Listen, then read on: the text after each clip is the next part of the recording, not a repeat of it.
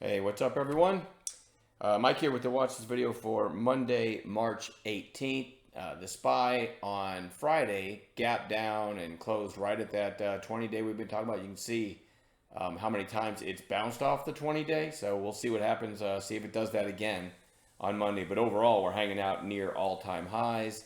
Pause the video and read that if you haven't. Basically, we're day traders. So let's go into what we're watching for tomorrow for potential intraday setups, stocks that are in play. So GERN is one of them. Big volume, pretty strong day. Ramesh on Friday, by the way, gave an inside fives idea on that one, which was a really nice setup. And certainly goes on watch again for maybe a follow through day tomorrow. What else? MDAI. Had nice volume, gapped up, closing well off its highs though. The high was 315, I believe. Closing well off its highs, but it did have nice volume, so that's enough for me to at least throw it on a chart. FF, quiet inside day on Friday after that big day on Thursday. SOUN, really strong move, right? Then that ugly red day, gapped down on Friday and showed some strength again. So it's still extended to me from the moving averages, but I do think it's worth having on a chart. ANNX, really impressive day on Friday. Probably needs to rest, but I like the looks of it for a potential continuation higher. BMEA, kind of obscure, right? Because it's in a sideways consolidation, but it had nice volume. And I kind of look at 1-2 potential catalysts and maybe a run to this area. Not in love with that one though, right? The daily range on it, not so great. But that volume is enough for me to put it on watch. CRDF, we finally got a couple red days in a row down. This has been just stupid strong. I'd like to see another red day down into the area between the 8 and the 20 EMA, right? But I am going to start putting this one on watch tomorrow after a couple red days just because it's such a strong stock. CDLX, nice pop on Friday. A pretty strong close. We're going to watch that one. CXAI, still one of my favorite charts with this pop back here. And it topped out at 345. It hit 345 again there.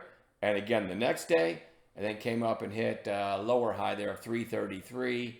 And then inside day and tried to push it a little bit on Friday. Just never got going. 331.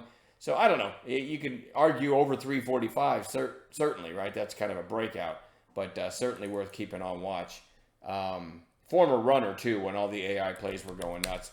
MARA had the gap down. I just had this on Bounce Watch going into Friday.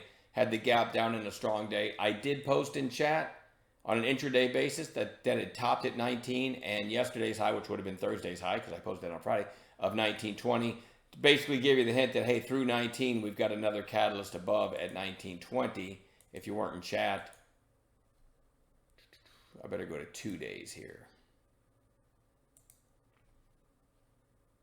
All right, so there you can see, this is where it hit 19, kind of a little intraday cup and handle, and then flagged below 19. So when it finally broke 19, again, you can see the previous day, Thursday's high at 1920 as the next catalyst. So it went through 19, broke through 1920, went all the way to 1984.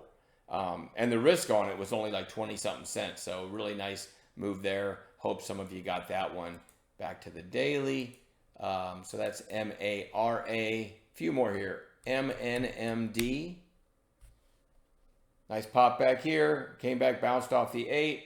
Bounced off the 8 again. And just showing some strength like it might make a run at those recent highs. So I like the looks of that one. CLDX. Not to be confused with CDLX that I had on earlier. This is just oversold bounce is all I'm looking for, right? It's come down. See this spot right here? You put the horizontal line. It's come pretty far to kind of revisit what I'd call a breakout area.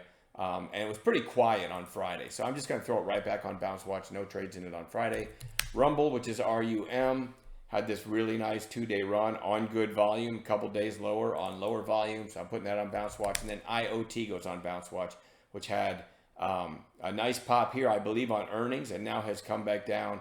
And briefly, intraday took out the 20-day on Friday to close back above it. So I'm going to treat that like a bounce play. And I'll leave it at that. We'll add other gappers in the pre-market. And we got some stuff to work on this week, some new potential setups. So we'll continue to watch for those as well. I'm done babbling. Enjoy your Sunday, and I'll see you guys in chat.